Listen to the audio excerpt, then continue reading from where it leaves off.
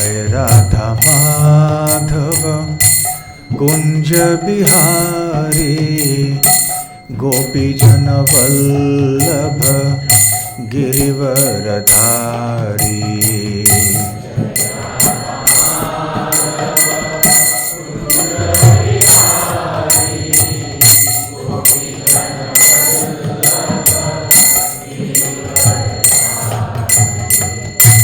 यशोदानंदन व्रज जन रंजन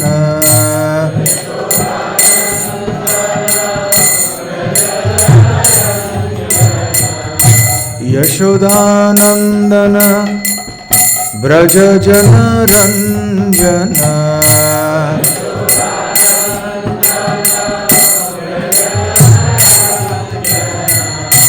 यमुना तीरा वनचारी।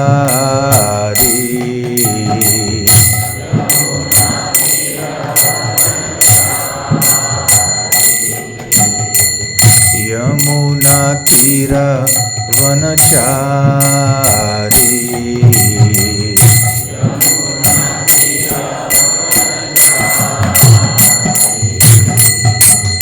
जय राधा माधव कुंज बिहारी गोपी जन वल्लभ गिरिवरधारी।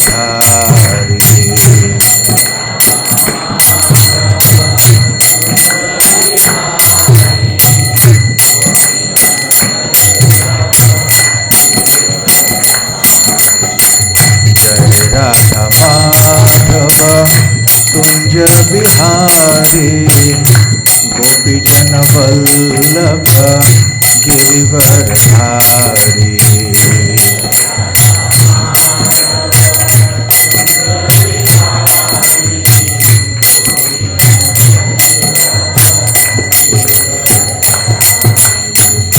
यशोदानंदन व्रज जन रंजन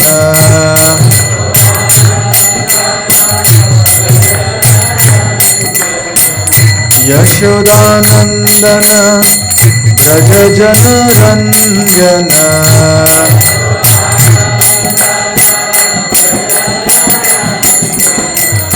यमुना तीरा वनचारी।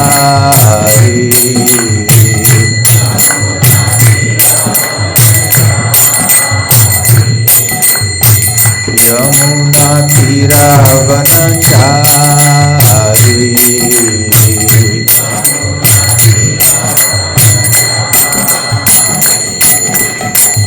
जय राधा माधव कुंज बिहारी गोपी जन Vallabh Girivardhari.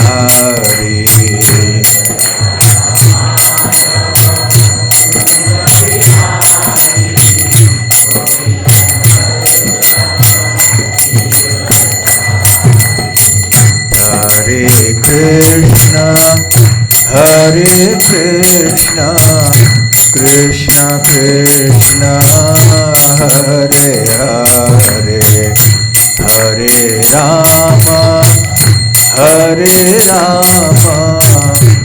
Ram Ram Hare Hare.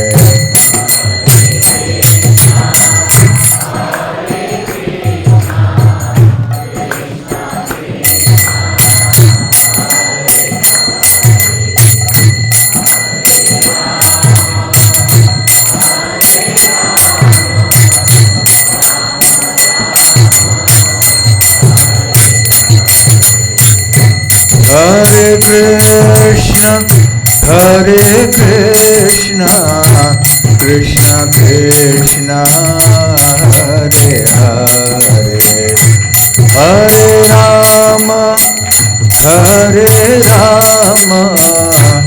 Ram Ram Hare Hare.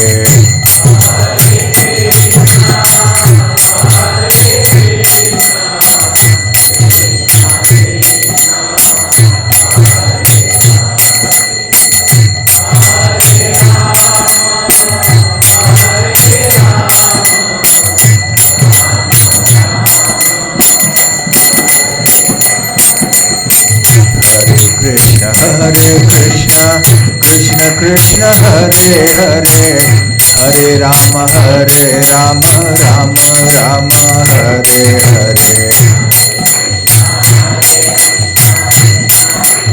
Hare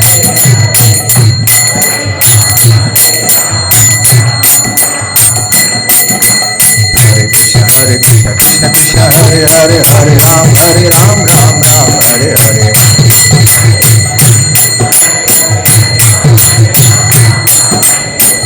Krishna Krishna Krishna Hare Hare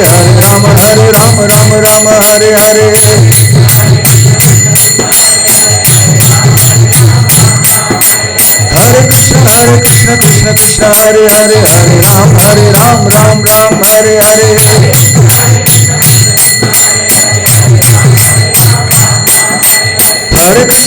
Krishna Krishna Krishna Hare Hare Hare Ram Ram Hare Hare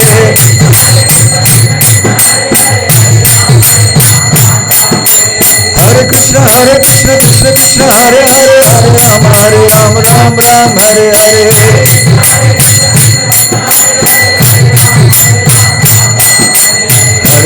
Hare Krishna Krishna Krishna Hare Hare Hare Ram Ram Hare Hare Hare Krishna Krishna Krishna Hare Hare Hare Ram Ram Hare Hare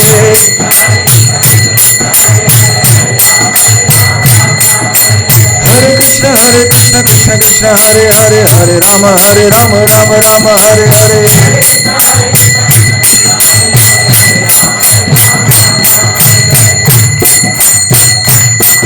Jai Radha Madan Gopal Radha Madan Gopal Radhe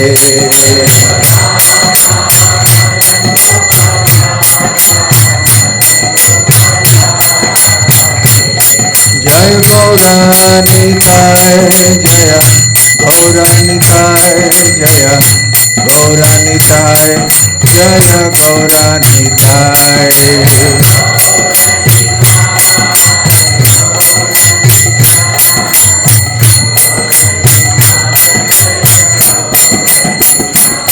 Jaya Jaya Prabhupada Prabhupada Prabhupada Jaya Jaya Prabhupada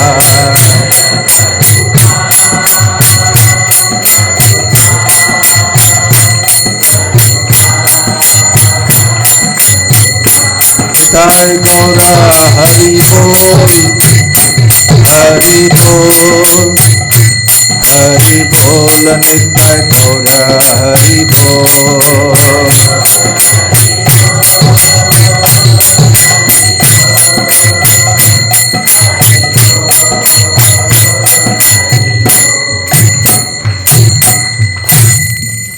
जय ओम विष्णुपाद परमहंस परिव्राजकाचार्य अष्टोत्तर सत hist divine grace अभय चरणारविंद भक्ति वेदांत स्वामी शील प्रभुपाद की जय अनंत कोटि वैष्णव वृंद की जय श्री श्री राधा मदन गोपाल की जय श्री श्री गौर निताय की जय ग्रंथराज श्रीमद् भागवतम की जय श्री वृंदावन धाम की जय निताय गौर प्रेमानंदे समवेत भक्त वृंद की जय समवेत भक्त वृंद की जय समवेत भक्त वृंद की जय श्री श्री गुरु गौरांग की जय। ओम नमो भगवते वासुदेवाय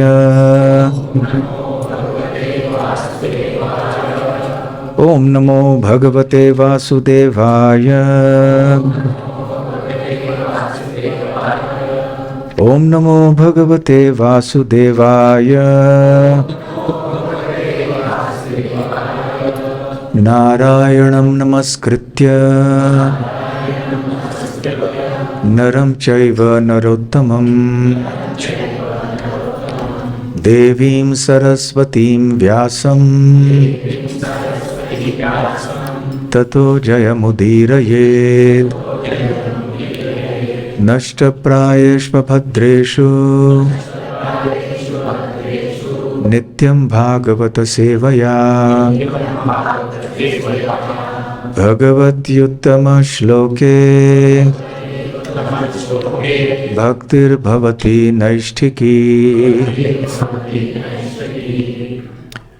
ॐ अज्ञानतिमिरान्धस्य ज्ञानाञ्जनशलाकया चक्षुरुन्मीलितं येन तस्मै श्रीगुरवे नमः।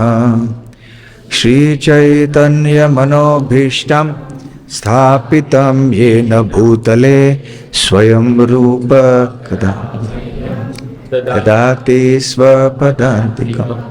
वन्देऽहं श्रीगुरो श्रीयुतपदकमलं श्रीगुरून् वैष्णवांश्च श्रीरूपं साग्रजातं सहगणरघुनाथान्वितं तं सजीवं साद्वैतं सावधूतं परिजनसहितं कृष्णचैतन्यदेवं श्रीराधाकृष्णपादां सहगणललिता श्रीविशाखान्वितांश्च।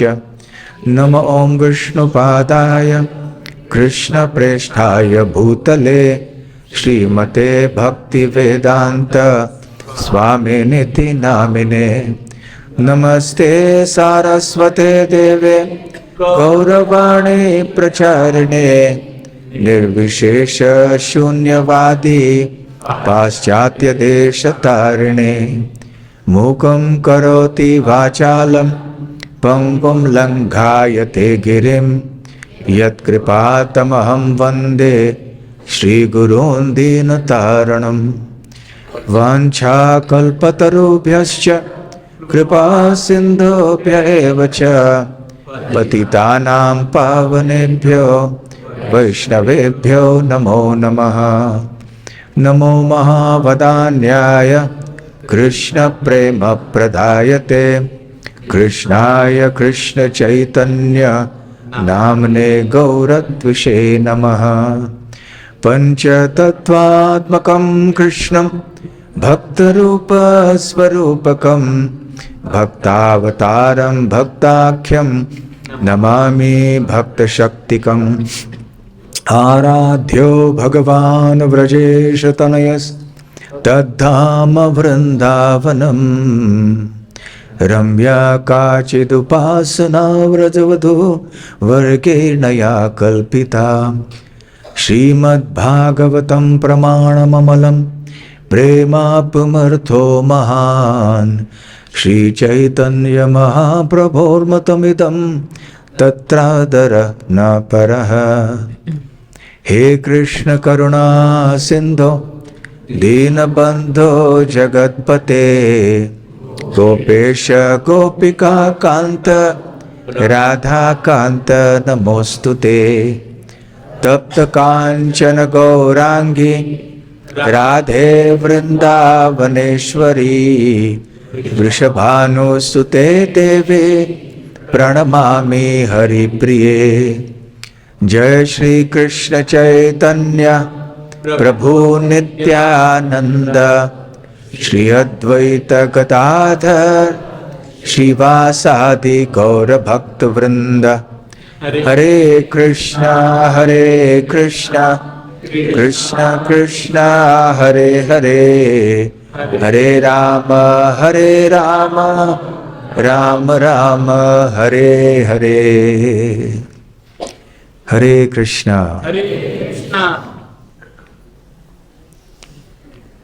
आज के कृष्ण कथा के महोत्सव में आप सबका पुनः हार्दिक स्वागत है। आपको याद होगा कि परसों श्रीमद् भागवतम के दशम स्कंद के 11वें अध्याय की चर्चा प्रारंभ हुई थी और इस अध्याय का शीर्षक है श्री कृष्ण की बाल लीलाएं, जो कि गोकुल में हुई थी। गोकुल और आगे चल के वृंदावन।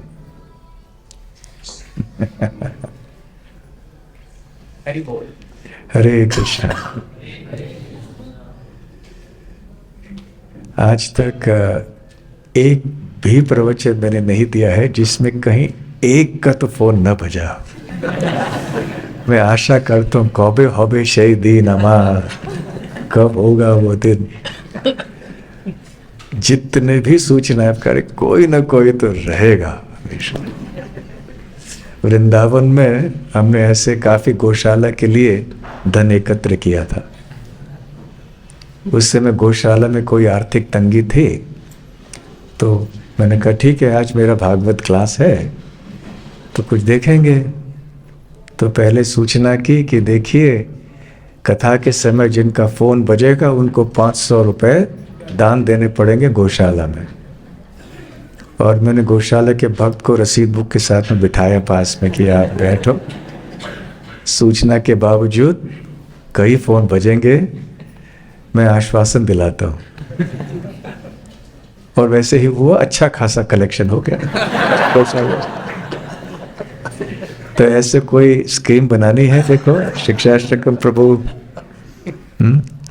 कृष्ण धन प्रभु, सोचो जरा कुछ करना है तो ऐसे भी संभव है। नया मंदिर बनाना है तो हम ही बजाते रहेंगे। नहीं, फिर आपको देना पड़ेगा। जिनका फोन बजेगा उनको देना है। तो खैर, हम ये परसों चर्चा कर चुके थे कि कैसे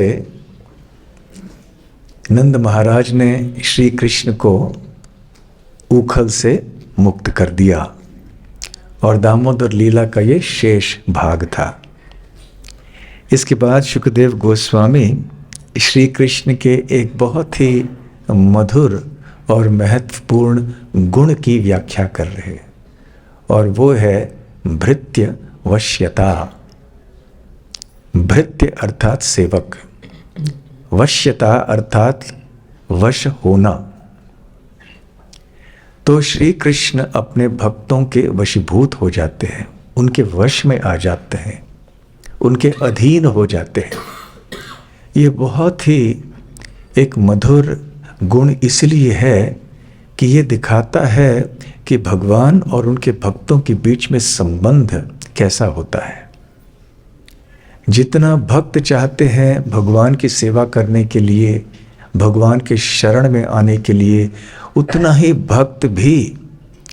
भगवान भी भक्तों के अधीन होना चाहते हैं।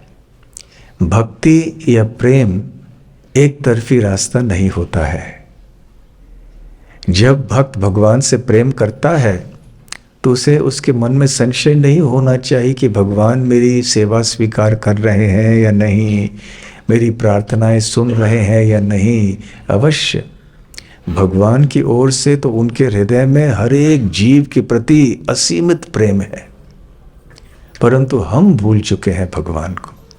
इसलिए हमें संशय नहीं करना चाहिए कि हमारी सेवा का कोई प्रतिकार या कोई उत्तर भगवान देंगे या नहीं। अवश्य देंगे, भगवान तो यही चाह रहे हैं। इसीलिए तो एक बहुश्याम, इसीलिए तो एक भगवान अनेक हो गए उनके शक्तियों के विस्तार के द्वारा। इसलिए तो अनगिनत जीव उत्पन्न हुए, ताकि श्री कृष्ण से प्रेम का आदान प्रदान करें। जीवों के आनंद की वृद्धि होगी और श्री कृष्ण को भी का आनंद भी बढ़ेगा। तो खैर, ये 11वां अध्याय है। इसके बाद धेनुकासुर का वध होगा, नहीं क्षमा कीजिए, अघासुर का वध होगा। इसी अध्याय में आगे चल के भगवान कृष्ण वत्सासुर का वध करेंगे, बकासुर का भी वध करेंगे, और बाद वाले अध्याय में अघासुर का वध। उसके बाद जो 2 अध्याय हैं वो है ब्रह्म विमोहन लीला। इसका नाम अवश्य आप सबने सुना होगा। ब्रह्म विमोहन लीला के बाद 15वें अध्याय में भगवान श्री कृष्ण एक महत्वपूर्ण लीला का वर्णन करते हैं, जिसकी चर्चा आप गोपाष्टमी के समय सुनते हैं। तो आज की जो चर्चा है वो गोपाष्टमी से संबंधित प्रत्यक्ष रूप से नहीं है, परंतु हम देखेंगे कि कैसा किस प्रकार का एक संबंध है। तो खैर, वहाँ पर ब्रह्मा जी प्रार्थना करते हैं 14वें अध्याय में भगवान श्री कृष्ण की। जब पूरी तरह से श्री कृष्ण के ऐश्वर्य का प्रदर्शन देखने के बाद ब्रह्मा जी पूरी तरह से विमोहित हो जाते हैं और बहुत सुंदर स्तुति करते हैं भगवान की। और एक श्लोक इस प्रकार से आता है, प्रपंचम निष्प्रपंचोपि विडम्बयसि भूतले प्रपन्न जगतानंद संदोहम प्रथितम प्रभो।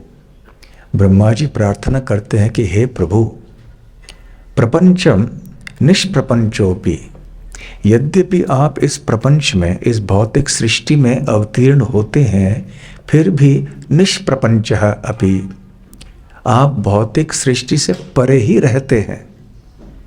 स्पर्श करने के कारण आप प्रभावित नहीं होते हैं इस भौतिक सृष्टि से, बल्कि भौतिक सृष्टि सदैव आपके अधीन रहती है। विडम्बयसि भूतले, और यहाँ भौतिक जगत में प्रकट होके विडम्बयसि, आप इस प्रकार से कार्य करते हैं जैसे साधारण मनुष्य कर रहे हों।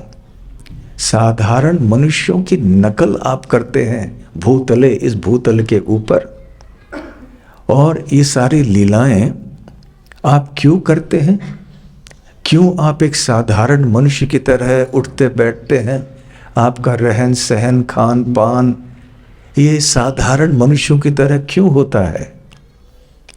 प्रपन्नम जनता आनंद संदोहम, जो प्रपन्न जनता है, जो प्रपन्न जन है, जो भक्त हैं आपके, जो आपकी पूरी तरह से शरणागत हुए हैं, उनका आनंद बढ़ाने के लिए संदोहम अर्थात विविध प्रकार के आनंदों का विस्तार करना, दिव्य आनंद। तो आपके अवतीर्ण होने के पीछे ये मुख्य कारण है।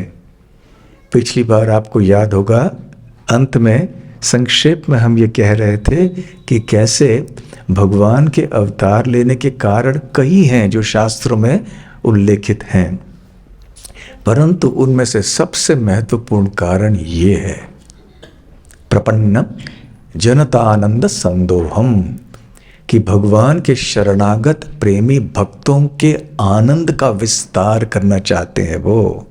प्रथितम, प्रथितम अर्थात विस्तार करना, हे प्रभु। तो यही इसी बात को यहाँ पर शुकदेव गोस्वामी बतला रहे हैं कि कैसे श्री कृष्ण ने व्रजवासियों के आनंद को बढ़ाया। यद्यपि व्रजवासियों के जीवन में चिंताएं कई आती थीं, जैसे असुर आते थे, कोई न कोई, फिर प्राकृतिक या नैसर्गिक कोई समस्याएं होती थी, फिर भी इन सारी घटनाओं के कारण उनका प्रेम बढ़ता गया। तो इस प्रकार भगवान की भृत्यवश्यता का वर्णन श्रीमद् भागवत में किया गया है। अब इसके बाद शुकदेव गोस्वामी और एक छोटी सी मधुर लीला का वर्णन करते हैं। एक बार हुआ ये कि वृंदावन में एक पुलिंद महिला आई।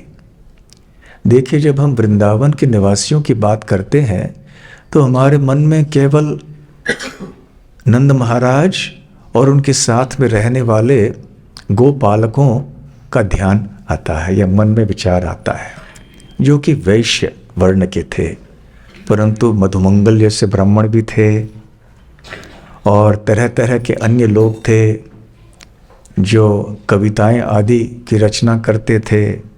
और ऐसे पुलिंद जो आदिवासी आदि कहते हैं वो लोग भी रहा करते थे व्रज में। तो उनमें से एक महिला थी, पुलिंद महिला, जो वहाँ फल बेचने के लिए आई। अब भारत में रहते हुए हम सबको पता है कि सड़कों पे कई लोग आके चीज़ बेचते हैं, फल बेचते हैं कोई, और ज़ोर ज़ोर से चिल्लाते हैं, आम खरीदो, ये खरीदो, सब्जी खरीदो, सड़कों पे आते हैं, आपको अनुभव हुआ होगा। तो ठीक उसी प्रकार से ये पुलिंद महिला ये भी आई और क्या कह रही थी, क्रीनी ही भो फलानी इति, ऐसे वो कह रहे थे, क्रीनी ही भो फलानी, क्रीनी ही भो फलानी। फलानी अर्थात फल, क्रीनी ही अर्थात खरीदो मुझसे। अच्छा, कौन है भाई इधर देखो, कौन आपका ये कौन देखता है भाग? Cash account. कैश आपका नाम दे दीजिए अभी। ठीक है, चलो पहले आपको दान देने वाले मिल गए। ठीक है प्रभु जी, आपको मंदिर के लिए अब कुछ देना है, कबूल है?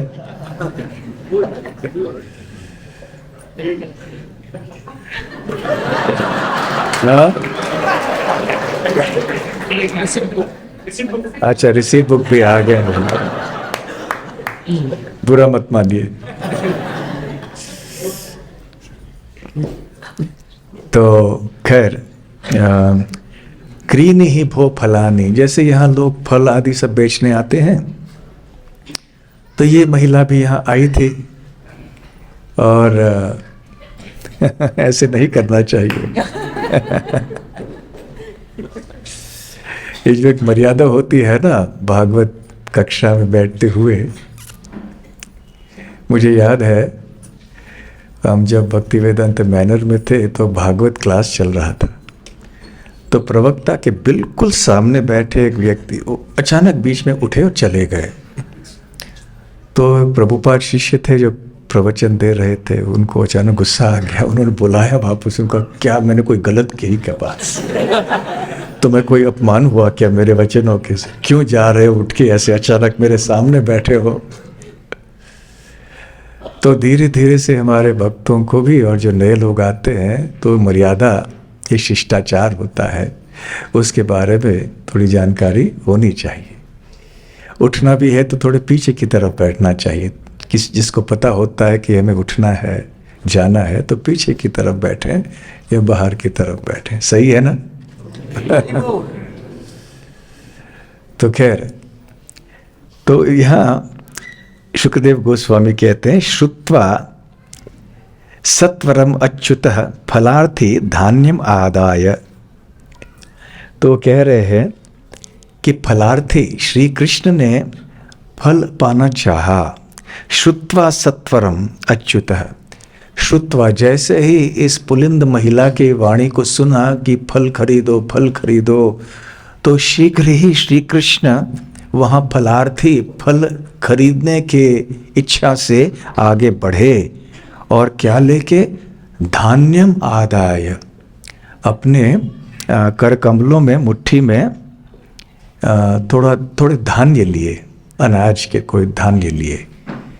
आपको याद होगा या पता होगा कि उस समय में वस्तु विनिमय से व्यापार होता था। वस्तु विनिमय का अर्थात हमने आपको एक वस्तु दी, आपने कोई दूसरी वस्तु उसके बदले में मुझे दी। कभी कभी सोना होता था, कभी सोने के सिक्के होते थे, कभी कुछ कभी कुछ, परंतु ये वस्तु विनिमय जो अंग्रेजी में बार्टर कहते हैं वो होता था। तो श्री कृष्ण बहुत छोटे थे, 4 साल की आयु के थे उस समय। तो उन्होंने थोड़े धान्य के कण जो है अपने मुट्ठी में रख लिए। वैसे तो हाथ इतने छोटे से थे,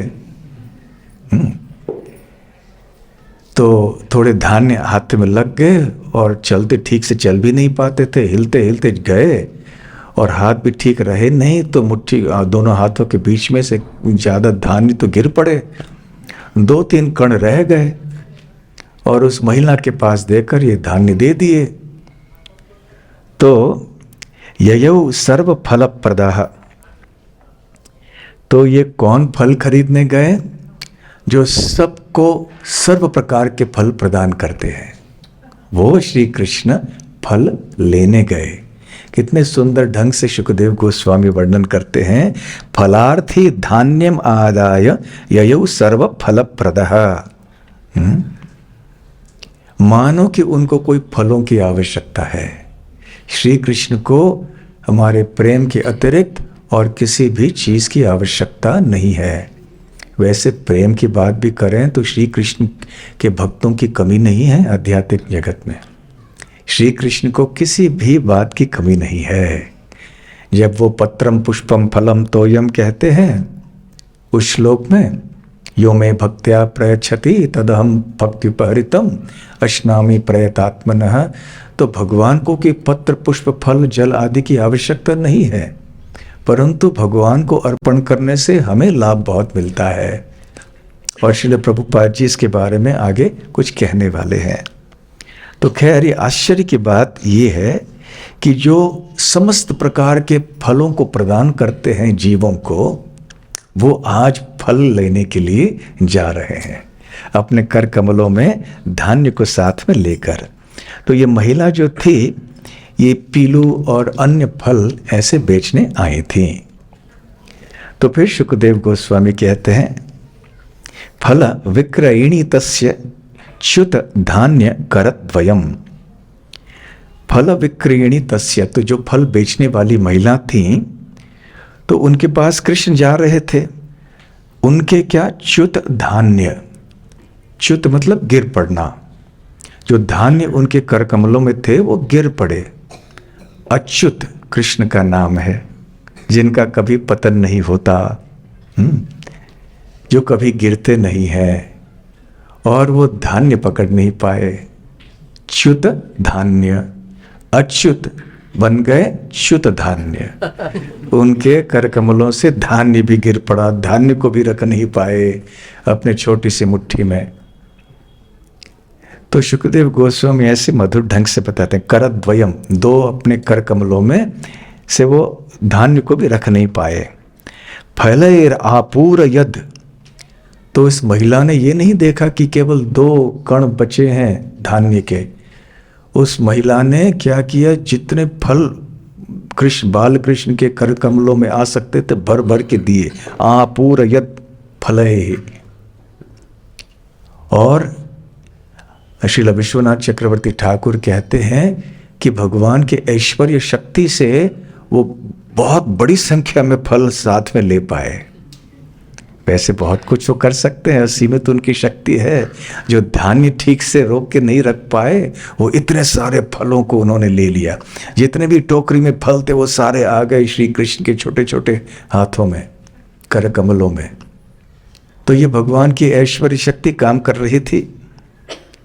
और उस महिला ने ये नहीं देखा कि अरे अब मैं फल डाले जा रही हूँ और ये बच्चा पकड़ पा रहा है, तो संकोच नहीं किया। देखिए, भगवान श्री कृष्ण को कुछ देते समय संकोच नहीं करना चाहिए। अरे क्या दान देना पड़ रहा है, दे रही हूँ, अभी कैसा है, चलो इस बार दे दिया, अगली बार कम दे देंगे, चलो बैलेंस कर लेंगे, संतुलन कर लेंगे। ऐसा नहीं देना, खुशी से देना है, बड़े आनंद से देना है। हाँ जी, रिसीट बुक कहाँ है? लाइए, आप याद रखिए जिनके जिनके हैं। देखिए,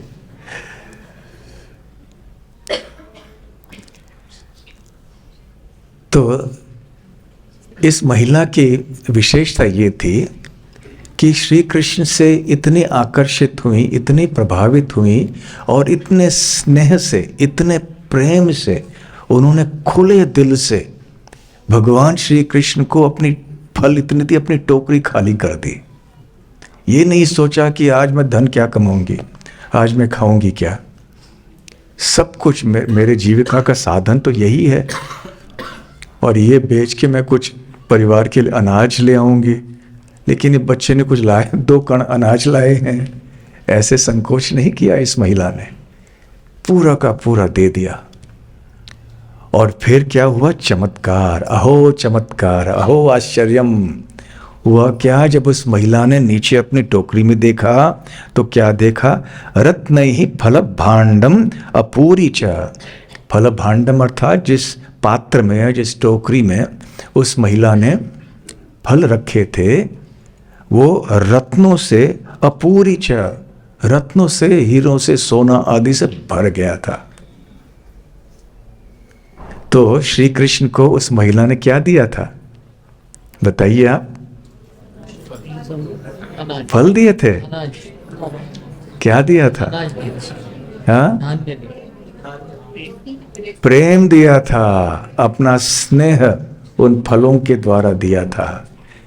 देखिए, पत्रम पुष्पम फलम तोयम, जैसे हमने कहा कि भगवान के पास कोई पत्र फल पुष्प आदि की कमी नहीं है। ये तो केवल वाहन है हमारे प्रेम अर्पण करने के लिए। भगवान श्री कृष्ण प्रेम पुजारी हैं, वो हमारा स्नेह, हमारा प्रेम चाहते हैं। सेवा के द्वारा हम प्रेम को व्यक्त करते हैं भगवान के प्रति।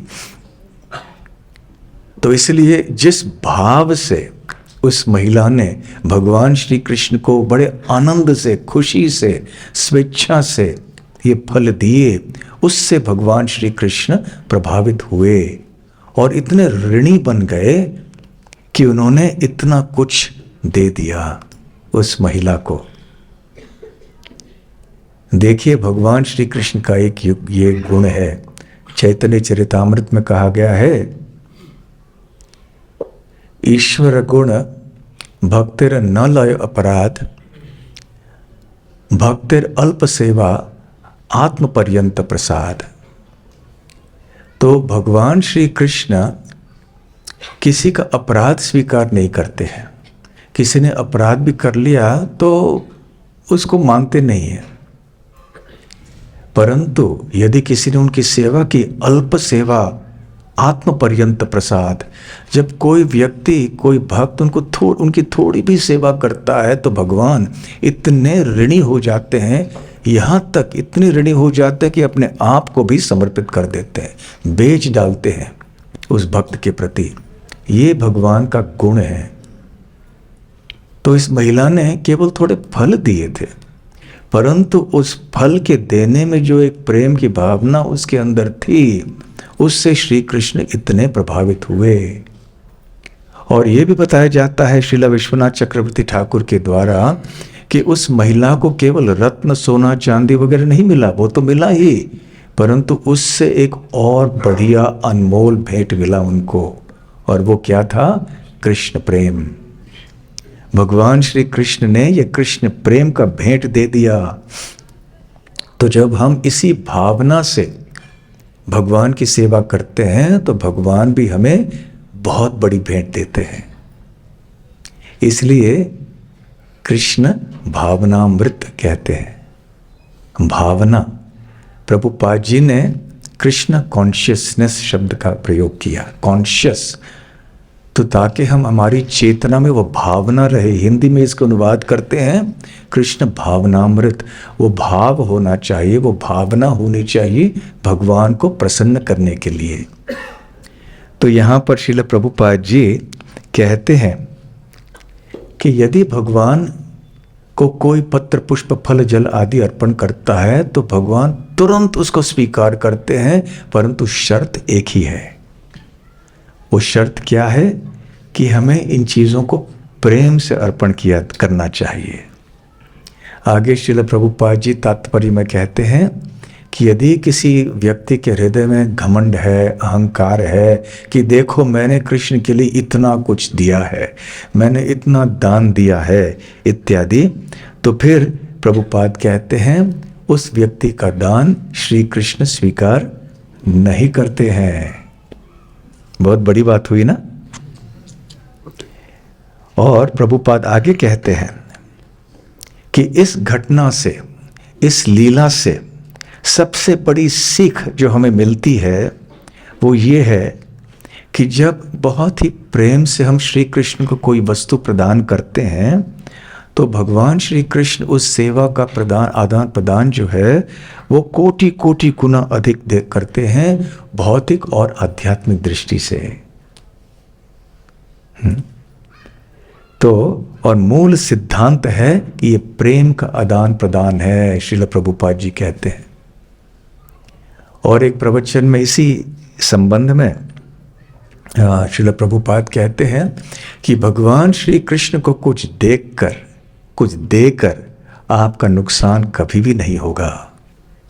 यदि हम सोचें, देखो पैसे सबके लिए प्रिय होते हैं ना, धन, क्योंकि धन का स्थान हमारे जीवन में कुछ ऐसा है कि हर एक व्यक्ति धन के प्रति आसक्त होता है और कभी कभी आवश्यकता होती है धन की, धनी व्यक्ति के लिए भी।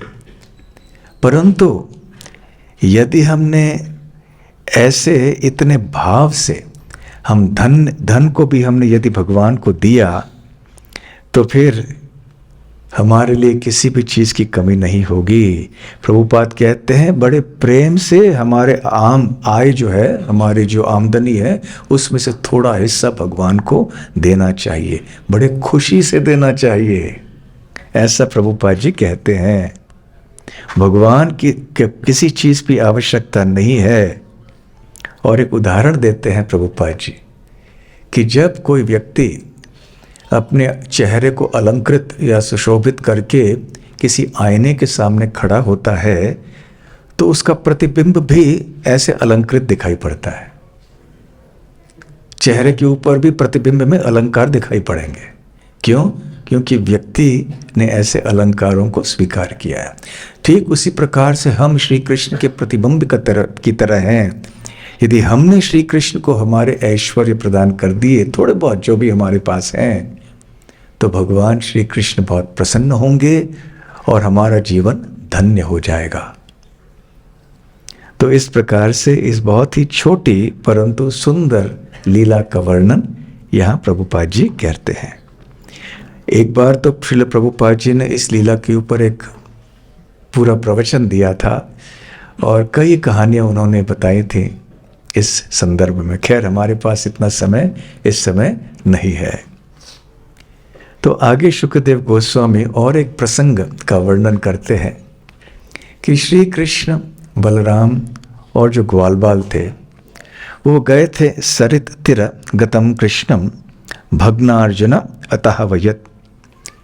तो यमलार्जुन वृक्षों को गिराने के बाद जब मुक्त हो गए थे तो श्री कृष्ण अपने मित्रों के साथ यमुना के तट पे खेलने गए थे।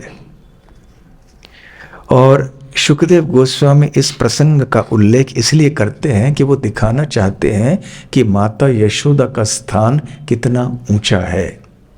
माता रोहिणी से भी ऊंचा स्थान माता यशोदा का है। वात्सल्य रस में सबसे श्रेष्ठ स्थान, सबसे ऊंचा स्थान माता यशोदा का है, नंद महाराज का नहीं। तो शुकदेव गोस्वामी कहते हैं कि ये बच्चे खेल रहे थे और बड़े ध्यान से खेल रहे थे। भृशम क्रीडंतम बालकैर भृशम।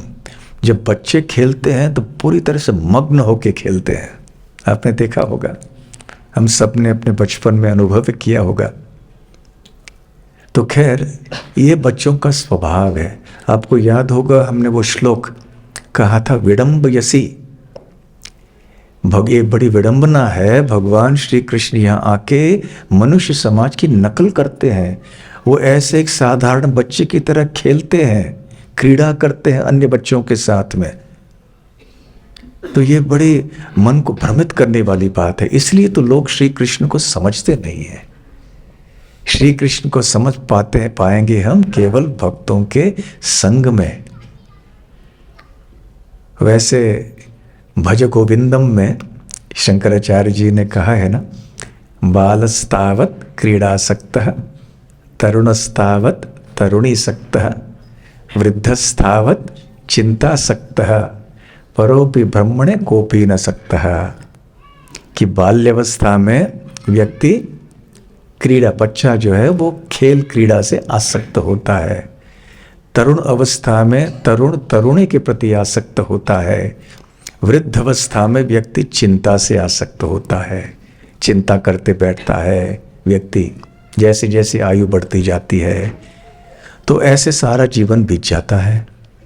बाल्यावस्था, तरुण अवस्था, वृद्ध अवस्था। अरे फिर ब्रह्म पर ब्रह्म का चिंतन करने के लिए कब समय मिलेगा? तो भगवान के प्रति आसक्ति कब होगी, कब समय निकालेंगे व्यक्ति, मनुष्य इसके लिए? तो खैर बालस्तावत क्रीड़ा सकता है। तो कृष्ण भी इसी सिद्धांत को दिखा रहे हैं, प्रदर्शित कर रहे हैं कि कैसे वो भी एक साधारण बच्चे के समान है। तो पहले तो माता रोहिणी गई। रोहिणी ने बुलाया कृष्ण को, बलराम को, परंतु रोहिणी की बात नहीं मानी। आप में से कितने माताएं हैं, आपके जब बच्चे होंगे या जब छोटे थे खेलते होते तो आप जाते थे बुलाने के लिए। कई बार आपने अनुभव किया होगा कि वो सुनते नहीं है। वो खेलने में इतने मग्न हैं कि आप बुलाते रहिए, नहीं सुनते हैं। हाँ आऊँगा आऊँगा, बाद में आऊँगा। तो ऐसे ही कृष्ण कर रहे हैं। तो रोहिणी देवी ने सोचा मेरी बात तो नहीं मान रहे हैं ये बच्चे, तो मुझे यशोदा को बुलाना चाहिए, क्योंकि यशोदा का प्रेम मुझसे मेरे प्रेम से श्रेष्ठ है। तो अवश्य कृष्ण और बलराम यशोदा की बात मानेंगे। तो वो जाकर यशोदा मैया से कहने लगे कि आप जाओ और बुलाओ, मेरी बात नहीं मान रहे हैं। तो माता यशोदा वहाँ पर आई और कहने लगी क्रीडंतम सासुतम बालैर अतिवेलम सहाग्रजम। तो जो क्रीडंतम, जो खेल रहे थे बच्चे, तो कहने लगे कि अतिवेलम, बहुत देर से खेल रहे हो, सह अग्रजम, अपने बड़े भाई के साथ, है कृष्ण, तो अभी जल्दी आ जाओ। अजो हवित पुत्र स्नेह, तो अपने पुत्र स्नेह से वो पुकारने लगी श्री कृष्ण को कि अभी जल्दी आ जाओ। कृष्ण कृष्ण अरविंदाक्ष तात एहि स्तनम पिब, हे कृष्ण कृष्ण कमल नयन श्री कृष्ण, आओ जल्दी आओ, स्तन पान करो, अब समय हो चुका है। अलम विहारैहि, अब तुम्हारे खेल को बंद कर लो। क्षुत क्षांतः क्रीड़ा शांतः असि पुत्र का, भूख के कारण, इतना खेलने के कारण अब तुम बहुत थक गए होगे, इसलिए जल्दी आ जाओ। और फिर बलराम से कहती है माता यशोदा, हे राम आगच्छ तात आशु सानुजः कुलनंदन, हे कुलनंदन, हे बलराम, शीघ्र अपने छोटे भाई को साथ में लेकर आओ। आगच्छ, आ जाओ जल्दी से। सुबह को तुमने प्रसाद तो लिया था, परंतु कितना समय बीत गया, अभी दोपहर का भोजन का समय हो गया है, शीघ्र चले आओ। तो ये सारे दृश्य साधारण मनुष्य समाज में दिखाई पड़ते हैं। श्री कृष्ण को भी ऐसे नकल करने में बड़ा आनंद आता है। और याद रखिए, जब भगवान ऐसे नकल करते हैं, ये नकल शब्द भी इतना ठीक नहीं है, क्योंकि भगवान इन कार्यों में इतने मग्न हो जाते हैं, उनकी लीला शक्ति, उनकी भगवत्ता ढक लेती है। जैसा कि परसों हम चर्चा कर रहे थे कि भगवान ये नहीं सोचते हैं कि मैं भगवान हूँ, मैं नाटक कर रहा हूँ, नकल कर रहा हूँ। भगवान तो अपने आप को एक ग्वाल बाल ही समझते हैं। भगवान तो उतनी ही गंभीरता से, उतने ही मग्न होकर उस लीला में शामिल होते हैं जैसे अन्य बच्चे होते हैं। ये बहुत ही विशेष बात है। तो माता यशोदा भी उसी तरह से सोच रही कि ये कृष्ण तो मेरा बच्चा है, मेरा बेटा है। वो नहीं सोचती हैं कि ये भगवान है। तो खैर, अब कृष्ण तो सुन नहीं रहे हैं। फिर कहते हैं कि देखो नंद महाराज, हे बलराम, वो राह देख रहे हैं, इसलिए जल्दी आ जाओ। वो प्रतीक्षा कर रहे हैं, क्योंकि वो आप दोनों के साथ प्रसाद लेना चाहते हैं। तो माता यशोदा बहुत पास में नहीं गई, क्योंकि उनको डर था कि बहुत पास में जाऊंगी तो ये बच्चे जो शरारती हैं भाग जाएंगे वहां से। मैं उनका पीछा नहीं करूंगी, नहीं कर सकती।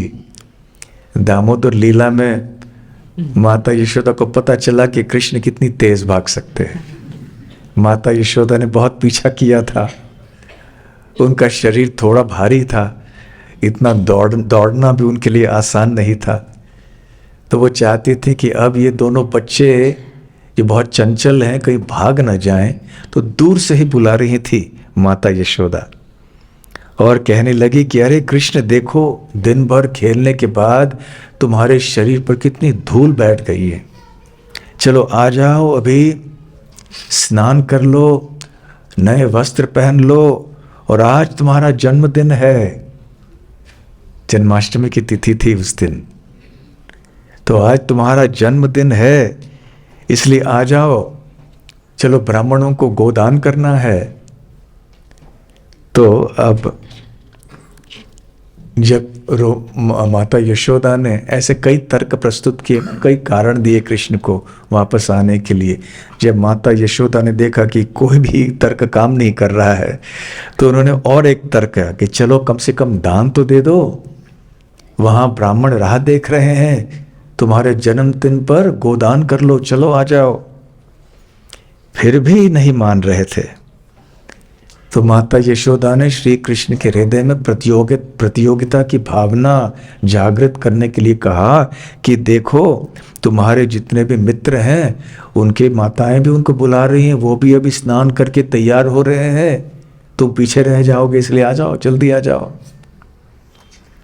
तो इस प्रकार से माता यशोदा की बातें सुन ली श्री कृष्ण ने और चले आए।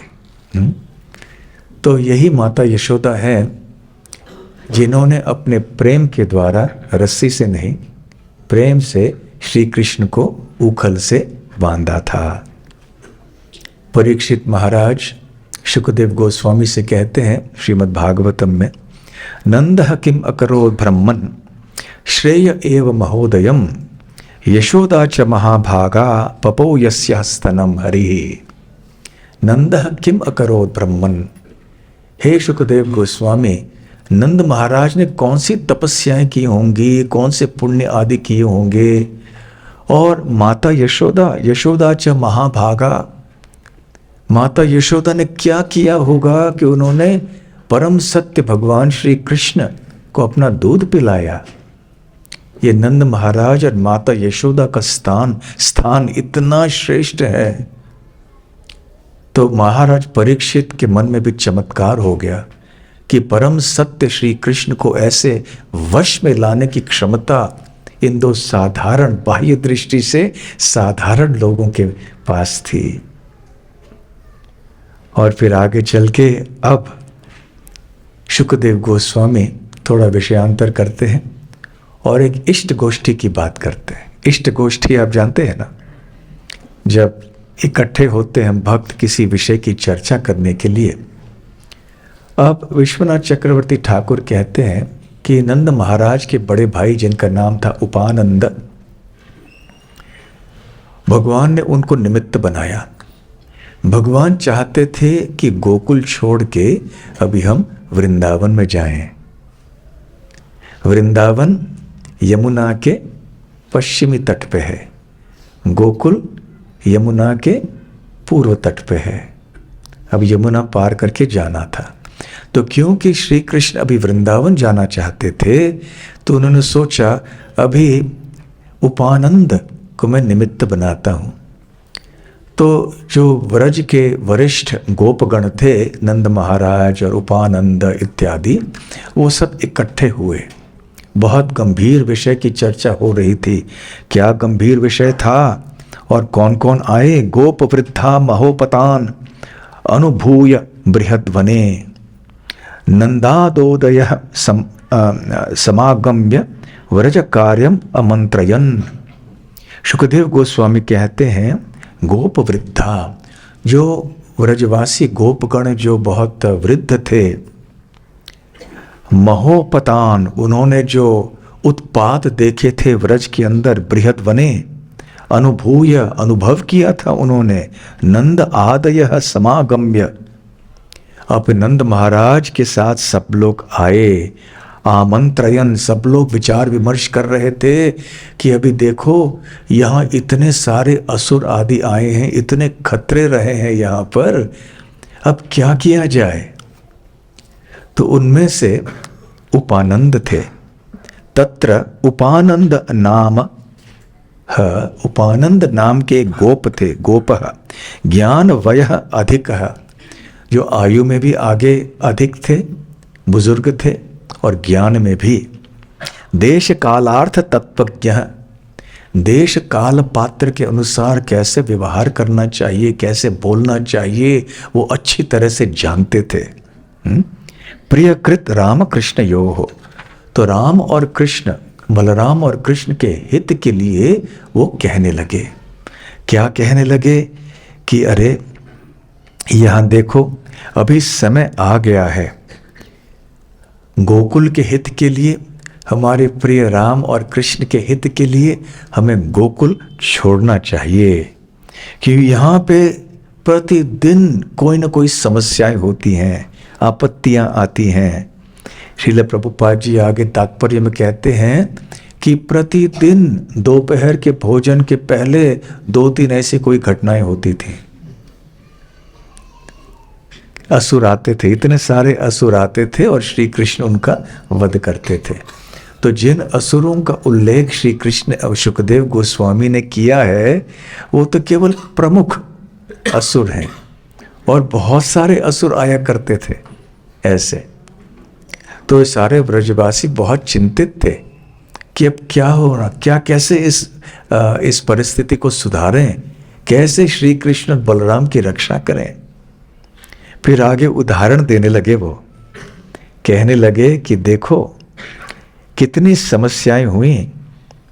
मुक्तः कथंचित राक्षस्या बालज्ञा बालको ह्यसौ। वो राक्षस्या अर्थात पूतना आई, बालज्ञा बालको, बालज्ञा मतलब बालक की हत्या करने के लिए वो पूतना आई थी। फिर भी हरेर अनुग्रहान नूनम, भगवान हरि की कृपा से ये बच्चा बच गया। उनको कहाँ पता था कि हरि तो वही है। और उसी प्रकार से एक वो हाथ गाड़ी थी शकट, वो शकट के नीचे ये बच्चा सोया हुआ था, वो शकट ही गिर गया और इसको कोई हानि नहीं पहुंची। ये भी भगवान हरि की कृपा से हुआ। उसके बाद तृणावर्त नाम का एक बवंडर आया, उसने श्री कृष्ण को उठा लिया आसमान में ऊपर, और परंतु वो स्वयं गिर पड़ा, पत्थर के ऊपर गिर के वो तो मर गया, श्री कृष्ण का एक बाल नहीं बका। हम समझ सकते हैं कि भगवान की असीम कृपा इस बच्चे के ऊपर है, इसलिए बार बार ऐसी घटनाएं होने के बाद भी वो बच रहे हैं। और फिर देखो थोड़े दिन पहले क्या हुआ था, ये दो यमलार्जुन वृक्ष गिर पड़े थे, और गिरे तो श्री कृष्ण बिल्कुल बीच में थे, कुछ नहीं हुआ। और अगल बगल में और बच्चे थे, उनको भी हानि नहीं पहुंची। तो ये क्यों हुआ? अच्युत रक्षणम, भगवान अच्युत ने रक्षा की इन बच्चों की, इसलिए ऐसे हुआ। अभी हम बाधा रहित भगवान विष्णु की सेवा करना चाहते हैं। यहां इतने सारे उपद्रव हो रहे हैं, दिन प्रतिदिन आए दिन कुछ न कुछ होता है यहां पर, तो यहां रहना ठीक नहीं है, मुझे ऐसे लगता है। हमें यहां से किसी दूसरे स्थान में जाना चाहिए। तो ऐसे कह रहे थे उपानंद। तो श्रील प्रभुपाद जी यहां तात्पर्य में कहते हैं कि भक्त की एक ही इच्छा होती है कि बाधा रहित वो अपनी भक्ति करे। यही चाहते हैं ना आप सब?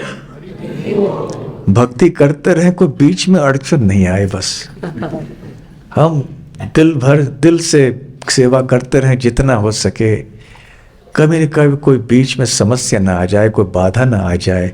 चाहे कोई स्वास्थ्य की समस्या हो, कोई आर्थिक समस्या हो, कोई पारिवारिक समस्या हो, मन की समस्या हो, ऐसी बाधाएं न आए हमारे भक्ति में।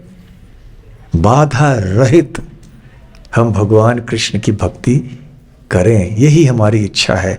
प्रभुपाद इसी बात को दोहरा रहे हैं और कहते हैं प्रभुपाद जी आगे कि इस प्रसंग से हमें ये शिक्षा प्राप्त होती है कि जब हमारे जीवन में उपद्रव आएंगे तो हमें विचलित नहीं होना चाहिए और आगे हमारी भक्ति जारी रखनी चाहिए।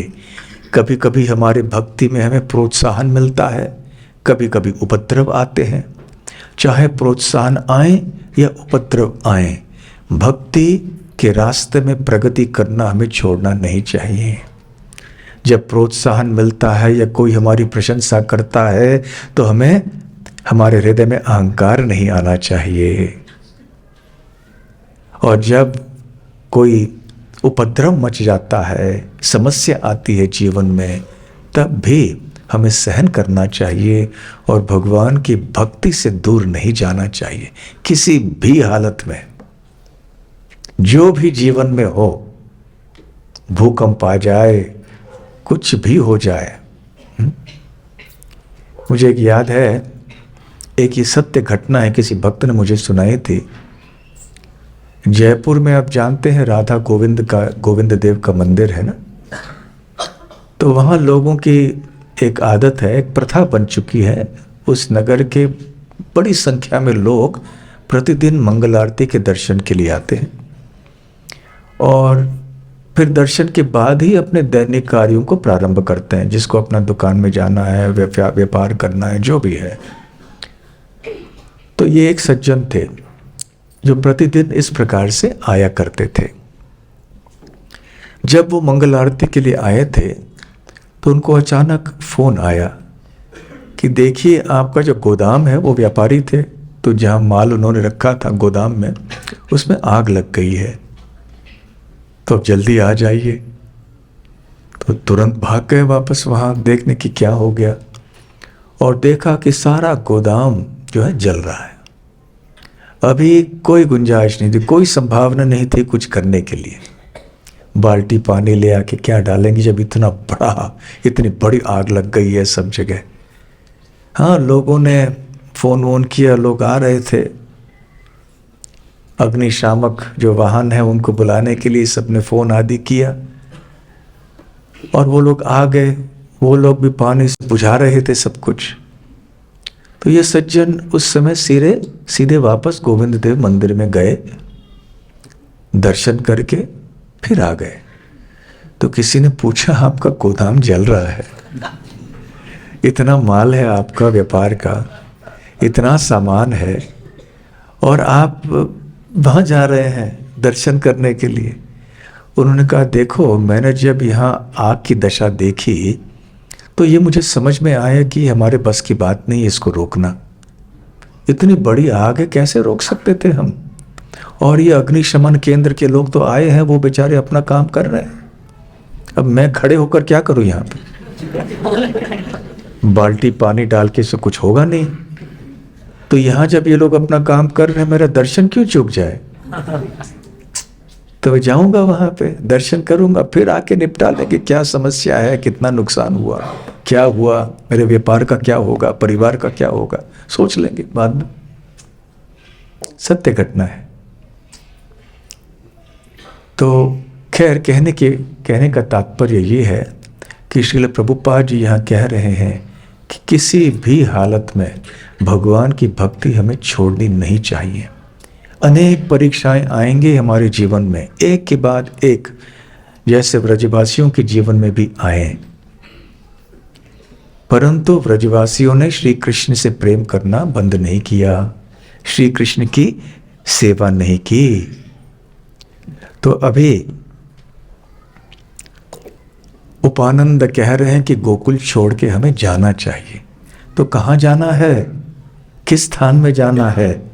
उपानंद ने बहुत कुछ सोच लिया था, इसलिए सोचकर अपना प्रस्ताव अभी रख रहे हैं। कहाँ जाना है, वनम वृंदावनम नाम पशव्यम नवकाननम गोप गोपी गवाम सेव्यम पुण्याद्रि तृणवीरुधम। वृंदावनम, वनम वृंदावनम नाम, वृंदावन नाम का एक वन है, हमें वहां जाना चाहिए। नवकाननम, बहुत एक सुंदर ये कानन या बगीचे, यहाँ वन वहाँ पर हैं, पेड़ आदि हैं। पशव्यम, हमारे गायों के लिए, बैलों के लिए, अन्य पशुओं के लिए बहुत उपयुक्त है। क्यों, पुण्य अत्रि तृण वीरुधम, वहाँ घास पौधे भरपूर मात्रा में, प्रचुर मात्रा में उपलब्ध हैं, हमारे गाय आदि वहाँ चर सकते हैं। और गोप गोपी गवाम सेव्यम, न केवल गायों के लिए परंतु हम सब के लिए, गोप गोपियों के लिए वहाँ पे सारी सुविधा बिल्कुल उपयुक्त है और पर्याप्त है। तो इसलिए हमें वृंदावन जाना चाहिए। तो आप तो जानते हैं कि व्रजभूमि में कई वन हैं, छोटे बड़े वन हैं। किसी एक संत ने कहा है कि लगभग 132 वन हैं ऐसे, परंतु 12 वन इनमें से प्रमुख माने जाते हैं। जो यमुना के पूर्व की दिशा में 5 हैं और यमुना के पश्चिम की दिशा में 7 हैं, ऐसे 12 वन। तो गोकुल, जैसे मैंने कहा, ये पूर्व भाग में है। तब उनको जाना था यमुना पार करके दूसरी ओर। तो फिर ये वृंदावन था कहाँ? तो तात्पर्य में श्रील प्रभुपाद जी कहते हैं कि वृंदावन नंदेश्वर और महावन के बीच में है। नंदेश्वर अर्थात नंदगांव। पहले नंद महाराज के पिता पर्जन्य वो नंदगांव में रहा करते थे, नंदेश्वर में। फिर अरिष्टासुर के डर से वो लोग छोड़ के गोकुल आ गए। जब श्री कृष्ण के पिता वहाँ नंदग्राम में रहा करते थे तो उनके घनिष्ठ मित्र वृषभानु महाराज वो बरसाना में रहा करते थे। वृषभानु महाराज नंद महाराज के पास में ही रहना चाहते थे। तो जब नंद महाराज और उनका परिवार वो सब नंदग्राम छोड़ के या नंदेश्वर छोड़ के गोकुल आए तो वृषभानु महाराज ने सोचा मुझे भी मेरे स्थान को बदलना चाहिए। तो फिर वो बरसाना से चले आए रावल। रावल में राधा रानी का जन्म हुआ, गोकुल में श्री कृष्ण का जन्म हुआ, मथुरा और गोकुल में। और फिर जब यहाँ से गोकुल से वृंदावन जा रहे थे उस समय भी वृषभानु महाराज वसती नाम के स्थान में आए। और आगे चल के नंद महाराज और अन्य ब्रजवासी वृंदावन से नंदग्राम जाने वाले थे। तो उस समय वृषभानु महाराज फिर से बरसाना गए तो पूर्ण चक्र संपन्न हुआ। पहले नंदीश्वर से फिर से नंदीश्वर, परंतु अभी गोकुल छोड़कर वृंदावन जाने की बात हो रही है। तो ये जो वृंदावन नाम है स्थान का वो नंदगांव और गोकुल के बीच में है। गोकुल अर्थात महावन।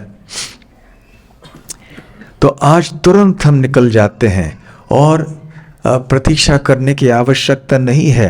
यदि आप मेरे प्रस्ताव से सहमत हैं तो तुरंत चलिए अपने अपने बैलगाड़ियों को तैयार करते हैं। हमारा सामान बोरी बिस्तर जो है बैलगाड़ियों में रख के हम निकल पड़ते हैं, तुरंत निकल पड़ते हैं।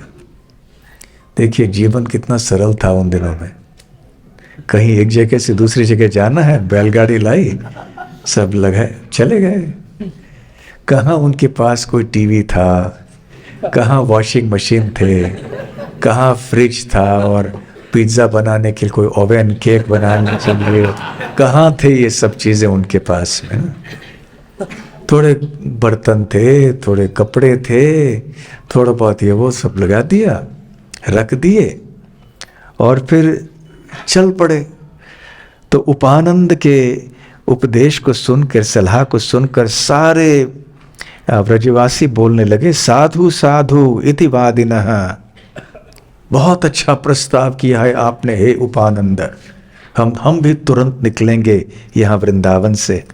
व्रजान स्वान स्वान समायुज्य यायु रूढ़ परिच्छद्दाः। तो अपने अपने स्वान अपने अपने सामान को लेकर परिच्छद्दाः अर्थात कपड़े वगैरह सब लेकर फिर बैलगाड़ियों में ययु रूढ़, फिर बैलगाड़ियों के ऊपर उन्होंने रख दिया। और फिर शुकदेव गोस्वामी वर्णन करते हैं कि जो वृद्ध थे, जो महिलाएं थे, जो बच्चे थे और जो भी घर के सामान आदि थे वो बैलगाड़ियों के ऊपर रखे, गाय सामने रहे और सारे गोपगण जो पुरुष थे वो अपने हाथों में अस्त्र शस्त्र धारण करके चल पड़े वृंदावन की ओर। बस यूं ही, ज़्यादा समय नहीं लगा। यदि आपसे कहा जाए चलिए आप सब नासिक से अपना सामान निकाले, चलिए वृंदावन की ओर जाएंगे, इतना आसान नहीं है ना। हम सोचेंगे कि भाई कैसे वहाँ जीविका कैसे होगी, क्या होगा। तो फिर आगे उनकी यात्रा शुरू हो गई। सारे ब्रजवासी गण बड़े आनंद के भाव में थे, अपने संगीत के वाद्य बजा रहे थे और जोर जोर से कृष्ण का जय जयकार हो रहा था। शुकदेव गोस्वामी कहते हैं कि सारे ब्रजवासी कृष्ण कथा बोले जा रहे थे। कृष्ण लीला जगहु प्रीत्या। जो गोपियां थीं जो कि बैलगाड़ी में बैठी थी वो तो कृष्ण कथा कर रही थी और माता यशोदा और रोहिणी माता भी श्री कृष्ण और बलराम को लेकर वो भी एक बैलगाड़ी में आके बैठ गईं। और सभी, ये बहुत ही सुंदर दृश्य था। और इस प्रकार से वो वृंदावन में प्रविष्ट हुए।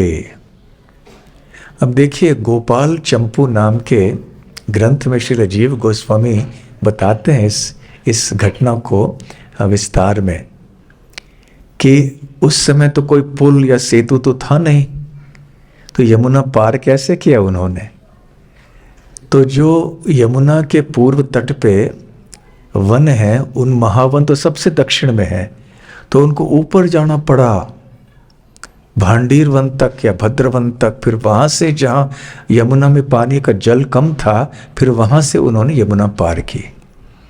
तो महावन से लेकर फिर गए लोहवन, फिर बेलवन, फिर भद्रवन, भांडीर वन, भद्रवन, और भांडीर वन में फिर वो वहाँ यमुना पार करके गए। और गाय जो है वो और आगे गई और वो नंद घाट से यमुना पार करके आए, और फिर वहाँ से दक्षिण भाग में आए वृंदावन की ओर। तो इस प्रकार से यमुना पार करके वो वृंदावन में आए। वृंदावनम संप्रविश्य सर्वकाल सुखावहम, वृंदावन स्थान नाम के स्थान में प्रविष्ट हुए। और वृंदावन के बारे में शुकदेव गोस्वामी कहते हैं, सर्वकाल सुखावहम, 6 ऋतुओं में वृंदावन की ऋतु सुखप्रद होती है। ये ऐसे किसी अन्य स्थान में नहीं होता, आधुनिक वृंदावन में भी नहीं होता। ठंडी में बहुत ठंड लगती है, गर्मी में बहुत गर्मी लगती है, बरसात में कभी बाढ़ आ जाता है, कष्ट होता है। तो वृंदावन का ये लक्षण है। शकटैर अर्धचंद्रवत, और फिर वो एक स्थान में पहुंचे, फिर अर्धचंद्रवत, तो उन्होंने आधे एक गोलाकार के रूप में अपने बैलगाड़ियों को सजा के रखा, ताकि सारे ब्रजवासी बीच में आ जाएं। और अन्य ग्रंथों में बताया गया है कि इस प्रकार के स्थान को चुना जहाँ यहाँ पे तो अर्ध गोलाकार में बैलगाड़ियाँ थीं, दूसरी ओर कांटे के पेड़ भी बहुत थे, और जो बची हुई जगह थी वहाँ पर उनके पशु आदि सब रह गए। फिर सारे ब्रजवासी बीच में आ गए। सुरक्षा के लिए बहुत उपयुक्त वातावरण बन गया, क्योंकि उन्होंने शकट, अपने बैलगाड़ियों को संस्कृत में शकट कहते हैं, तो बैलगाड़ियों को ऐसे गोलाकार में रखा था, इसलिए उस जगह का नाम हो गया शकटीकरा। आप में से कितने भक्त वृंदावन गए हैं? तो जब आप दिल्ली से आते हैं, हाँ आजकल यमुना एक्सप्रेस हाईवे है वो अलग है, पुराने हाईवे से जब आते हैं तो आप कौन सी जगह से होकर वृंदावन में प्रवेश करते हैं? छठीकरा। तो ये छठीकरा जो है ये अपभ्रंश है शकटीकरा का। तो शकटीकरा हो के आजकल छठीकरा है। तो छठीकरा नाम के स्थान में या शकटीकरा, वहाँ पे ब्रजवासी आके बसे थे, और इस प्रकार से वहाँ बड़े आनंद से वो देख रहे थे कि कितनी सुंदर जगह है। वृंदावनम गोवर्धनम यमुना पुलिनानि च वीक्ष्यासित उत्तमा प्रीति राम माधव योर नृप। शुकदेव गोस्वामी कहते हैं कि जब राम और माधव, बलराम और श्री कृष्ण ने वीक्ष्य आसीत उत्तम प्रीति, जब ये देखा, क्या देखा? वृंदावन देखा, गोवर्धन देखा, यमुना पुलिन, यमुना का तट देखा, उत्तम प्रीति, अत्यंत प्रसन्न हो गए। उनका हृदय खिल उठा, चेहरा भी खिल उठा आनंद से। तो ये है वृंदावनम। और अभी यहाँ वृंदावन में श्री कृष्ण ने और बलराम ने एक बहुत महत्वपूर्ण कार्य शुरू किया, और वो क्या था? वत्सों को चराना। आपको याद होगा थोड़ी देर पहले मैंने 15वें अध्याय की चर्चा की थी, जब गोपाष्टमी महोत्सव के संबंध में। तो गोपाष्टमी में क्या हुआ, कोई बता सकते हैं आप? गोपाष्टमी क्यों मनाई जाती है? हाँ बताइए। कृष्ण पहली बार गैया चराने गए। हाँ, श्री कृष्ण पहली बार गैया चराने के लिए गए थे। किस तरह की गैया? बड़ी वाली। बड़ी वाली, बहुत अच्छा। तो बड़ी गैया को चराने के लिए पहली बार गोपाष्टमी के समय हुआ। परंतु इसके पहले श्री कृष्ण बछड़ों को चराया करते थे। तो गोपाष्टमी में जैसे एक उत्सव हुआ, जैसे हम लोगों में दीक्षा होती है ना, दीक्षा की एक अनुष्ठान होता है, पहली दीक्षा, दूसरी दीक्षा, ये तो आध्यात्मिक जीवन की बात है। तो श्री कृष्ण को भी गोपालन में दीक्षा हुई। जो गोपाष्टमी का समय है वो दूसरी दीक्षा थी गोपालन में, बड़े गैयों का देखभाल करने के लिए। परंतु जब यमुना पार करके शकटीकरा आए तो यहाँ पे पहली दीक्षा हुई गोपालन में। अब उनको वत्सपालक कह के घोषित किया गया कि आज से हे कृष्ण और बलराम, आप दोनों वत्सों का, बछड़ों का ख्याल रखोगे, उनको चराने ले जाओगे। वत्सपालो बभूवतुः। तो श्री कृष्ण और बलराम अभी भी कलवाक्य ही स्वकालेन, कलवाक्य अर्थात अभी तक उनका जो उनकी बोली थी वो अभी तक पूरी तरह से स्पष्ट नहीं थी। तोतली बोली बीच बीच में कभी बोल लेते थे। फिर भी खून में तो गोपालन है। ये वो चाहते थे कि हम बछड़े चराना चाहते हैं। तो अंततः माता यशोदा, नंद बाबा आदि ने कह दिया चलो भाई ठीक है। क्योंकि एक बार हुआ ये कि श्री कृष्ण बलराम भाग गए थे जंगल में और फिर घूम गए वहां पर, लौटने का रास्ता पता नहीं रहा, या वहां घूमते रहे, फिर सब लोग चले गए उनको ढूंढने, फिर ला गए। तो इसलिए फिर माता यशोदा ने नंद महाराज से कहा भी ठीक है उनको चराने दो भाई, परंतु शर्त ये है कि घर से या गांव से ज़्यादा दूर नहीं जाएंगे, पास में ही रहेंगे। तो बच्चों देखो केवल वहां तक जाना है बछड़ों को चरा के, फिर वापस आना है। तो फिर एक अनुष्ठान हुआ वहां पर और श्री कृष्ण बलराम क्या बन गए? वत्सपाल बन गए। और इसके बाद बछड़ों को चराना उन्होंने कार्य शुरू किया। तो खैर बहुत सुंदर चीज़ें हैं, परंतु अब 9:10 हो गए।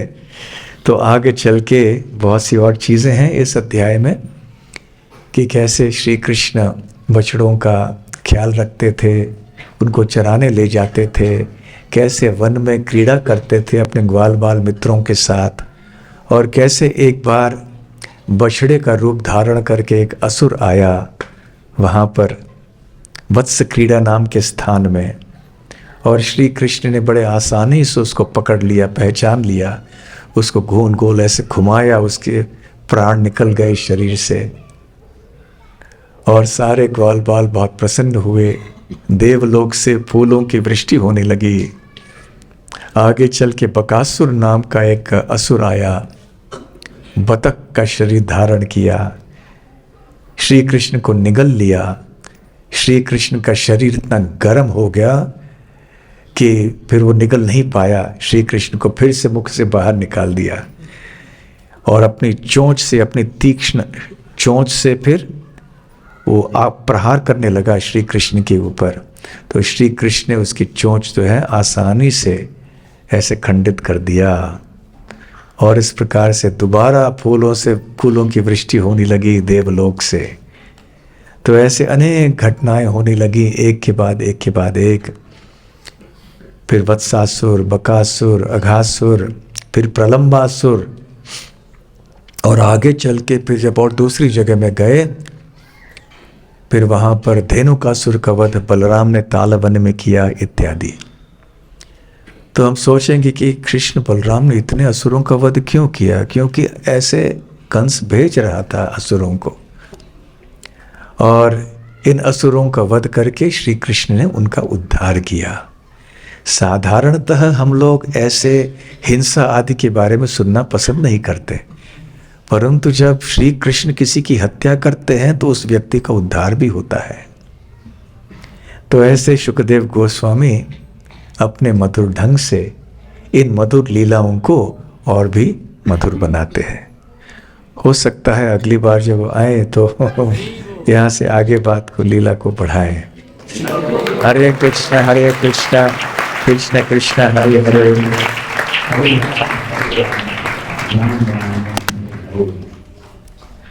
जय परम पूज्य भक्ति रसामृत स्वामी महाराज की जय। क्षमा कीजिए, आपको डांट दिया होगा तो मोबाइल फोन के बारे में या उठने के बारे में, परंतु याद रखिए इन बातों को। आपकी डांट भी इतनी मधुर है कि उसमें हमें डायबिटीज हो जाएगा।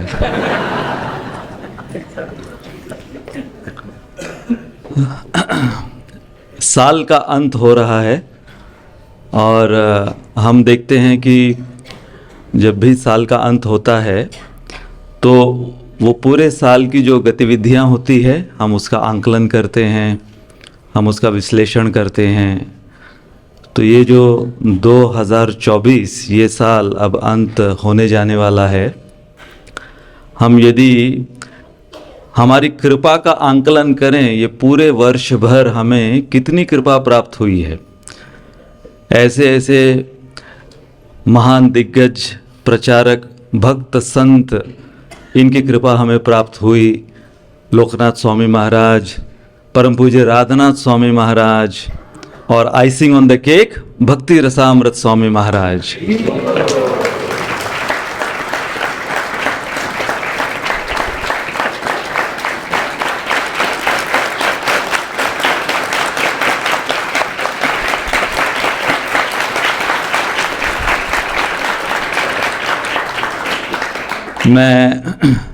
मैं अभी जब प्रवचन सुन रहा था तो प्रभु जी के मोबाइल पर आज का जो डेट वो फ्लैश हुआ, तो मैं उसके विषय में सोच रहा था, आज के इस तारीख के विषय में, कि आज का ही दिन 17 दिसंबर 1993 1993, मेरे ख्याल से कितने 31 साल हो गए, 31 ईयर्स।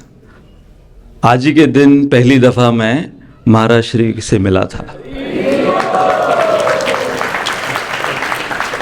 17 दिसंबर 1993 मैं और मेरी बड़ी बहन हम दिल्ली से जब बम्बई आए थे तो स्वरूप दामोदर प्रभु हमें जब सबसे पहले राधा गोपीनाथ मंदिर ले गए तो वो आज ही का दिन था। और आज ही का दिन, वो दिन मुझे अच्छी से याद है। और वो दिन और आज का दिन 31 साल हो गए। उस दिन जो प्रभाव इनका मेरे ऊपर पड़ा, आज भी वैसा ही प्रभाव आज भी पड़ता है मेरे ऊपर। तो क्या कंसिस्टेंसी है, ये मैं कहना चाहूँगा। और जो इतना सहज सरल स्वभाव है और उसके साथ आज हमने एक जो कैसे दृढ़ता है इनके अंदर, उसका भी अनुभव किया कि ये जो कॉम्बिनेशन है सरल, सहज और दृढ़ रहना, वो इनके अंदर देखा। एक बात जो इन 4 दिनों में मेरे हृदय को स्पर्श करी, वो ये कि हम महाराष्ट्री को सब कुछ दिखा रहे थे, ब्रह्मचारी आश्रम, मंदिर, गुरुकुल, गौशाला, सब कुछ जब इनको दिखाया तो मैंने ये अनुभव किया कि इन्होंने हमारे नासिक इस्कॉन को अपना समझकर ऐसे ऐसे सुझाव दिए। यही एक शुद्ध साधु का लक्षण होता है कि वो, जैसे कि श्रील प्रभुपाद वो इनके विषय में कहा है ना कि उन्होंने एक ऐसा घर बनाया है कि पूरा विश्व उसमें रह सकता है। तो हालांकि इंस्टीट्यूशनल तौर पर देखा जाए, संस्था के तौर पर देखा जाए तो महाराज श्री यहाँ पर किसी पद पर नहीं है, ये डायरेक्टली उनकी कोई रिस्पॉन्सिबिलिटी नहीं है। लेकिन जब मैंने देखा कि हर एक जगह पर जाकर वो चाहे वो गुरुकुल हो, ब्रह्मचारी आश्रम हो, गौशाला हो, उसे अपना समझकर वो सुझाव दे रहे थे, तो महाराज ये बहुत ही हृदय को छू जाने वाली बात मुझे लगी। मैं यही कहना चाहूँगा कि आज का दौर कैसा है। आज का दौर होम डिलीवरी का दौर है ना, क्या कहते हैं मराठी में, घरपोच सेवा। तो ऐसी कृपा, मैं यदि आप लोगों को पूछूं कि आप लोगों में से कितनों ने भक्ति रसामृत महाराज को नासिक बुलाने की कोई चेष्टा की इन 4 दिनों के लिए? 1 नहीं, 2 नहीं, 3 नहीं, 4 दिनों के लिए हमने किसी ने कोई चेष्टा नहीं की। धन्यवाद सुमित को देना चाहूँगा, और भी यदि सुमित जैसे हैं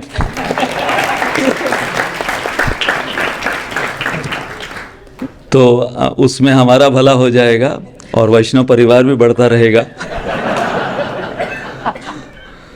तो ये जो आजकल का क्या दौर है, होम डिलीवरी वाला, हर चीज़ आजकल क्या है, होम डिलीवर्ड होती है। कि आप अमेज़ॉन पर वहाँ पे फ्री होम डिलीवरी कहते हैं, ये आजकल स्विगी जोमेटो क्या है, सब कुछ होम डिलीवरी। तो यहाँ पर हम लोग घर बैठे बैठे होम डिलीवर्ड कृपा मिल रही है। परंतु उसका फ्लिप साइड, उसमें डर क्या रहता है कि जब कुछ इतनी आसानी से हमें प्राप्त हो जाती तो उसकी कदर नहीं होती। हाँ, इसलिए अंत में जब परम पूज्य राधानाथ स्वामी महाराज, उन्होंने भी 4 दिन जो अपना संग दिया, उसके पश्चात जो मैंने कहा था, तो इस साल के अंत में जो आइसिंग ऑन द केक, ये साधु संग हमको मिला है। क्या कहते हैं, साधु संग सर्व शास्त्र कहे, लबालब साधु संग। केवल लव मात्र नहीं, यहां पर तो लबालब साधु संग, तो फिर क्यों न सर्व सिद्धि होए। तो यही मैं कहना चाहूँगा कि जो मेरा साक्षात्कार मैं आपसे साझा करना चाहता हूँ कि इससे ज़्यादा इतना साधु संग हमको इस पूरे वर्ष भर प्राप्त हुआ है, इससे ज़्यादा हम कोई अपेक्षा रख नहीं सकते, और इसके आगे हम किसी शिकायत की ज़रूरत कर नहीं सकते।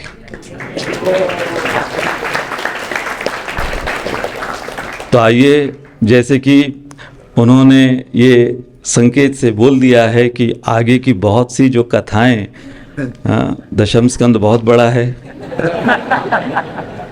दशम स्कंद के पश्चात भी और स्कंद हैं, और उसके पश्चात फिर प्रथम स्कंद से भी प्रारंभ हो सकता है। परंतु जैसे टेंटेटिवली मैंने अनाउंस किया था कि गौर पूर्णिमा पर महाराज श्री वो आने का विचार बना रहे हैं, तो अब से लेके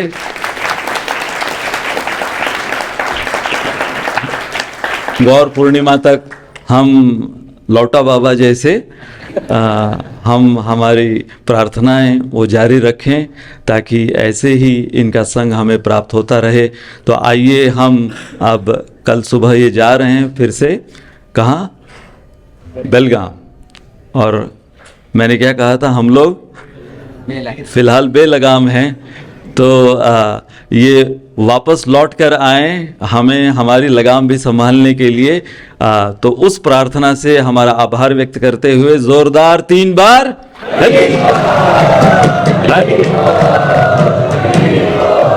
परम पूज्य भक्ति रसामृत स्वामी महाराज की जय, शिल प्रभुपाद की जय, अनंत कोटि वैष्णव वृंद की जय, निताय गौर प्रेमानंदी। हरि हरि बोल।